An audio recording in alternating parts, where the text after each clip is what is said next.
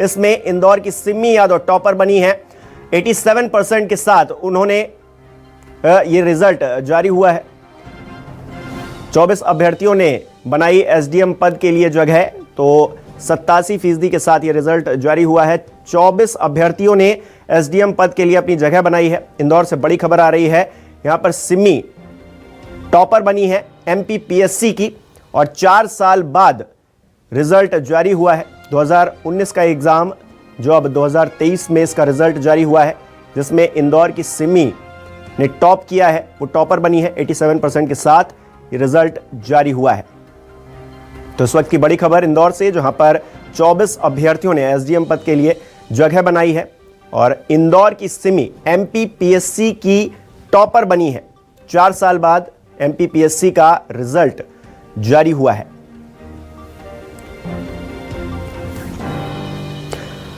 और इसी खबर पर हमारे साथ हेमंत शर्मा जुड़ गए हैं लाइव।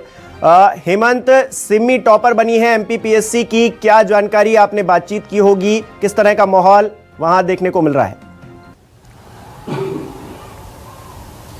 देखिए बिल्कुल पवन, मैं सिम्मी के साथ ही मौजूद हैं और सिम्मी ने 2019 की बात की जाए, 2020 की बात की जाए और 2021 की बात की जाए, तीनों ही परीक्षाओं के अंदर उन्होंने अटेम्प्ट किया था और तीनों ही परीक्षा सफलतापूर्वक निकाली हैं। 2019 का रिजल्ट 4 साल बाद अब आया है। मेरे साथ में सिम्मी यादव मौजूद हैं। सिम्मी, 2019 की बात की जाए, 2020 की बात की जाए, 2021 की बात की जाए, तीनों में ही आपने अटेम्प्ट निकाला है, कैसे हुआ है?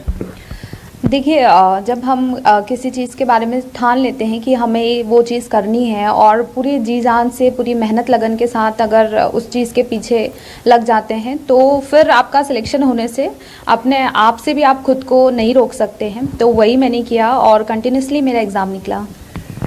ये एग्ज़ाम निकालने के पीछे सबसे ज़्यादा मेहनत किसकी रही? क्योंकि सफल पुरुष के पीछे एक महिला का हाथ होता है और एक महिला अगर सफल होती तो उसके पीछे किसका हाथ बताएंगे? डेफिनेटली मेरी सफलता के पीछे जो मेरे हस्बैंड हैं उनका हाथ है, बहुत बड़ा योगदान है। क्योंकि शादी के बाद ही बेसिकली मैंने तैयारी स्टार्ट की थी। अगर हस्बैंड का सपोर्ट नहीं होता तो शायद ही आज मैं यहाँ पे होती। और मेरे माता पिता जिन्होंने मुझे इतना उच्च शिक्षित किया और पढ़ने लिखने में मैं शुरू से होशियार थी, तो हमेशा प्रेरित किया मेरी माता ने, मेरे पिताजी ने। तो मेरी फैमिली, मेरे सास ससुर सभी का बहुत योगदान है। मेरे गुरु, मेरे फ्रेंड्स लोग सभी बहुत अच्छा योगदान। कितनी खुशी आज आपके पिता को हो रही, क्योंकि पिता का एक सपना होता है कि उनकी बेटी जो है वो डिप्टी कलेक्टर बनी है। जी, देखिए मेरे पिताजी शुरुआत से ही मुझे लेकर ये सोचते थे कि मैं ज़रूर कुछ बनूंगी, क्योंकि पढ़ाई में हमेशा से अव्वल रही और चंचल भी थी। तो पापा का हमेशा से सपना था। जब ग्रेजुएशन हुआ था मेरा 2012 में, तब से मेरे पिताजी मुझे बोलते थे कि पीएससी करना है, लेकिन तब मुझे उसका मतलब भी नहीं पता था। लेकिन फिर भी मैं एग्ज़ाम तो देती थी, लेकिन उससे मुझे एक्सपीरियंस मिला और जो मेरे फाइनल सिलेक्शन में मुझे काम में आया। सिम्मी के पिता भी मेरे साथ में मौजूद हैं। अंकल, काफ़ी खुशी हो रही होगी, आज बेटी जो है डिप्टी कलेक्टर में दोबारा सिलेक्ट हुई हैं। बहुत इतनी खुशी है मुझे कि मैं आपको वर्णन नहीं कर सकता हूँ। मेरी बेटी ने 2020 की 6 माह पूरी 3rd रैंक बनाई थी और आज फिर 19 की भी मतलब दोहरी पीएससी पास करी है, डबल इंजन की डिप्टी कलेक्टर बनी है। पूरा परिवार, पूरा, मेरे को इतनी खुशी हो रही है कि बता नहीं सकता। काफ़ी खुशी है। सिम्मी, कई बार जो अटेम्प्ट करते हैं बच्चे लेकिन वो सफल नहीं हो पाते, उनके लिए क्या मैसेज देंगी? देखिए, जो बच्चे सफल नहीं हो रहे हैं उनके लिए मैं ये मैसेज दूंगी कि आपने क्या गलतियां की हैं, कहाँ पर आपसे चूक हो गई है। अगली एग्ज़ाम में आप जो भी विषय विशेषज्ञ हैं उनका, अपने गुरुजनों का मार्गदर्शन लेकर के और अपने वीक पॉइंट्स पे ज़्यादा काम कीजिए। डेफिनेटली आप सेलेक्ट होंगे। कोई भी व्यक्ति, ज़रूरी नहीं है कि एक बार में सिलेक्ट हो। लाखों लोग, बच्चे जो हैं वो फॉर्म भरते हैं, लेकिन सिलेक्ट कुछ सैकड़ों ही हो पाते हैं, क्योंकि पोस्ट लिमिटेड है। तो इससे हमें अपना मनोबल बिल्कुल भी नहीं तोड़ना चाहिए और हमारी गलतियों से सीख के उस पुराने अनुभव के साथ हमें पूरे जोश और उत्साह से जो है वो आगे बढ़ना चाहिए। बिल्कुल हार नहीं माननी चाहिए। तो डेफिनेटली हम सिलेक्ट एक ना एक दिन ज़रूर होंगे। तो देखिए पवन, हौसले जो है वो कहीं ना कहीं यहाँ पर साफ तौर पर देखा जा रहा है कि कितनी सफलता जो है वो हासिल करने के पीछे एक तो परिवार का हाथ होना भी जरूरी है। दूसरा, 4 साल के बाद 2019 की पीएससी परीक्षा का रिजल्ट सामने आया है। काफ़ी लंबे वक्त के बाद में रिजल्ट आया है और इसी रिजल्ट के कारण 2020 में जो अभ्यर्थी पास आउट हुए थे उनकी पोस्टिंग रुकी हुई थी, अब उन्हें भी कहीं ना कहीं एक राहत दिखाई दी है कि अब 2019 के रिजल्ट सामने आने के बाद अब 2020 की जो पोस्टिंग्स हैं वो भी जल्दी हो जाएंगी, क्योंकि सबसे पहले नियम अनुसार 2019 की पोस्टिंग होगी, उसके बाद अब 2020 की पोस्टिंग भी जल्द होने वाली है। हेमंत, एक सवाल ये भी उठता है कि 4 साल बाद ये एमपीपीएससी का रिजल्ट जारी हुआ, तो इतनी देरी जब होती है तो क्योंकि सिमी आपके साथ हैं, उनसे भी पूछेगा ये सवाल कि ये जो देरी होती है इससे क्या अभ्यर्थियों का हौसला थोड़ा डगमगाता नहीं है क्या, और कैसे अपने हौसले को उन्होंने बनाए रखा, क्योंकि 4 साल बाद रिजल्ट जारी हुआ है। बिल्कुल जी सिमी, 4 साल बाद रिजल्ट जारी हुआ है तो कहीं ना कहीं हौसले भी डगमगाते होंगे, और अगर इस तरीके से आपके हौसले कैसे बना रहे उसके लिए क्या किया आपने?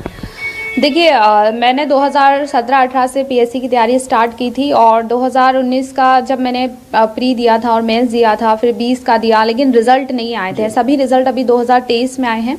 तो बहुत एक लंबा संघर्ष था, पता भी नहीं था कि अपनी ज़िंदगी के इतने अमूल्य समय को हम यहाँ पे लगा चुके हैं, फाइनल सेलेक्ट होंगे या नहीं होंगे, बहुत सारे क्वेश्चन मार्क्स थे।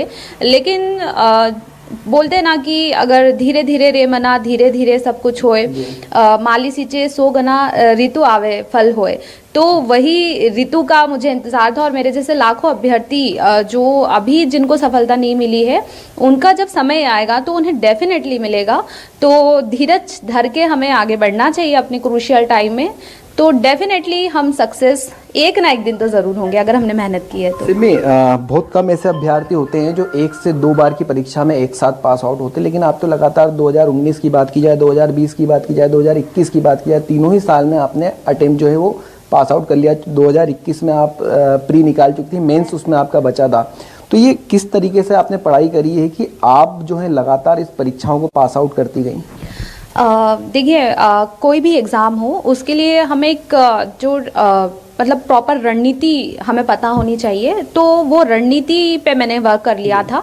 और रणनीति ये है कि जब हम कोई पेपर देते हैं, कोई एग्ज़ाम देते हैं, तो उसमें क्वेश्चन की डिमांड क्या है, किस प्रकार के प्रश्न पूछे जा रहे हैं, यह हमें ओल्ड क्वेश्चन पेपर को सॉल्व करने से पता चलता है। तो इसमें मुझे बहुत हेल्प मिली। फिर मैंने अपनी सेल्फ नोट्स मेकिंग की थी मेंस के लिए, जो अधिकतर बच्चे गलतियाँ कर देते हैं और चूक जाते हैं, मेंस निकल नहीं पाता उनका, तो वो चीज़ों पर मैंने पहले वर्क कर लिया था। और सबसे महत्वपूर्ण बात जो ये होती है वो आंसर राइटिंग प्रैक्टिस होती है, क्योंकि राज्य सेवा है, परीक्षा है और बहुत बड़ी परीक्षा है, और आपके संयम धैर्य की परीक्षा भी है साथ में आपके ज्ञान के साथ, और 6 दिन लगातार पेपर होते हैं 3-3 घंटे के। तो उसके लिए हमें एक शॉर्ट नोट बनाना पड़ते हैं और आंसर राइटिंग की बहुत ज़्यादा प्रैक्टिस करनी पड़ती है। अगर एग्जाम हॉल में हमारा पेन रुका अगर एक बार, तो 10 मिनट के लिए हमको सोचने में वक्त लग जाता है और हमारा पेपर छूट जाता है। तो एक बहुत ही वेल मेंटल्ड अच्छी तरीके से रणनीतिक रूप से आपको तैयारी करना चाहिए। 3 मूल मंत्र हैं, एक ओल्ड क्वेश्चन पेपर, दूसरा आपको सिलेबस को ध्यान में रखना है, और तीसरा आंसर राइटिंग प्रैक्टिस। बस इसी के दम पे मैंने पीएससी को क्रैक किया। कई बार ये होता है सिमी के जो अभ्यर्थी पास आउट नहीं होते हैं तो वो अगली परीक्षा के लिए अटेम्प्ट नहीं करते हैं। आपने तो जब 2019 का रिजल्ट नहीं आया, 2020 अटेम्प्ट करी, फिर 2021 भी अटेम्प्ट करी, लगातार अटेम्प्ट आप करती गई। कई अभ्यर्थी जो अटेम्प्ट नहीं करते हैं वो रिजल्ट का वेट करते हैं, तो क्या रिजल्ट का वेट करना सही होता है या फिर अगली एग्जाम के लिए तैयारी करना ठीक होता है? देखिए, श्रीमद् भगवद गीता में भी कहा गया है कि हमें जो है कर्म पर ध्यान देना चाहिए और फल की इच्छा नहीं करनी चाहिए। अगर आपने मेहनत सही तरीके से की है तो डेफिनेटली उसका फल तो आपको मिलना ही है एक ना एक दिन, उसको कोई नहीं रोक सकता। तो जब 2020 का इंटरव्यू का रिजल्ट फाइनल आने वाला था और 2021 का मेंस मुझे देना था, तो सब मुझे बोलते थे कि मुझे पता था मेरा इंटरव्यू अच्छा गया है, तो इतना कॉन्फिडेंस तो आ जाता है कि हाँ सिलेक्शन हो जाएगा। तो मैं चाहती तो तब पढ़ाई करना छोड़ भी सकती थी, लेकिन उस तारीख तक भी मेरे हाथ में पोस्ट नहीं थी। अगर मान लीजिए कि कभी कुछ ऊंच नीच होती और कभी मेरा सिलेक्शन नहीं हो पाता या मुझे थोड़ी कम वाली पोस्ट, नीचे की पोस्ट मिलती, तब फिर मेरा क्या होता। तो इसलिए मैंने सोचा था कि जब तक हाथ में रिजल्ट नहीं आएगा ना, तब तक पढ़ना नहीं छोड़ूंगी। देखिए शुभम, सफलता के लिए प्रयास करना ही एक सफलता का मूल मंत्र होता है। तभी सफलता हासिल होती है जब आप उस सफलता के लिए लगातार प्रयास पे प्रयास करते हैं और एक दिन वो प्रयास सफलता में बदल जाता है। बिल्कुल बिल्कुल हेमंत, लगातार प्रयास करते रहना चाहिए। सिमी ने कर दिखाया है और बच्चों ने भी कर दिखाया है, और इससे प्रेरणा लेकर आगे भी बच्चे कर दिखाएंगे। बहुत बहुत शुक्रिया हेमंत तमाम जानकारी